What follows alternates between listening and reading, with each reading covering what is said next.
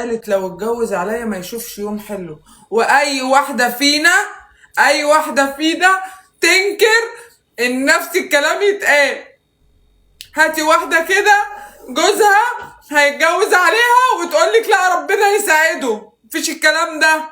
اي واحده فينا لو لقيت جوزها بيتجوز عليها تقولك ما يتساعدش من غيري، قالت ما يخلفش من غيري وما يبقاش سعيد من غيري عشان هي بتحبه.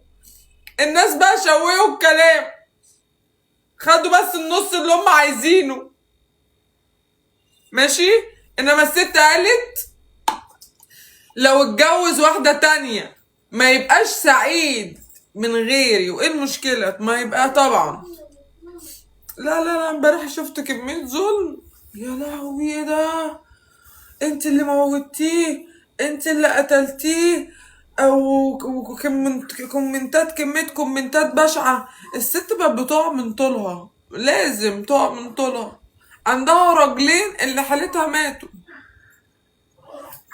ماشي. يعني عندها راجلين ماتوا، يعني ربنا يكون في عونها. انا امبارح واخداها في حضني جسمها بترعش والله العظيم. راجلينها، عارفين راجلينها ماتوا.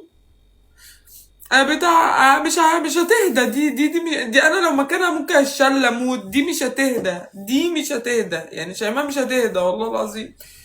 انا امبارح كنت لحد ما كنت فاتحه معاكم لايف، انتوا تعرفوا ان انا كنت فاكره ان هما بيهزروا وعاملين ترند، وانا كلمت رضوى، انا معايا المكالمه، كلموا رضوى كده هتقولوا لها انا كنت فاكره ان هما عاملين ترند. والله العظيم يا شيبو انت ما شفتيش، انا كنت فاكره ان هما عاملين ترند، وانا حطيت الصوره على اساس ان هما ترند وبيهزروا كده عشان يداروا العين، وقلت مش مشكله.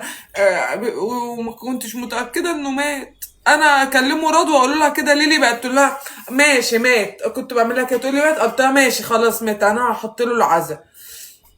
لحد ما قفلت اللايف بتاع لما كنت جبت السمنه، فكنت بقول لها بقول لك ايه بقى، فكك من الهزار ومش عارفه ايه وبتاع وخلاص، وهو عامل ايه؟ قالت لي والله مات، والله اسماعيل مات، مش بنهزر والله اسماعيل مات. اقول لها الراجل مات. الراجل مات. انا فعلا ما كنتش مصدقه.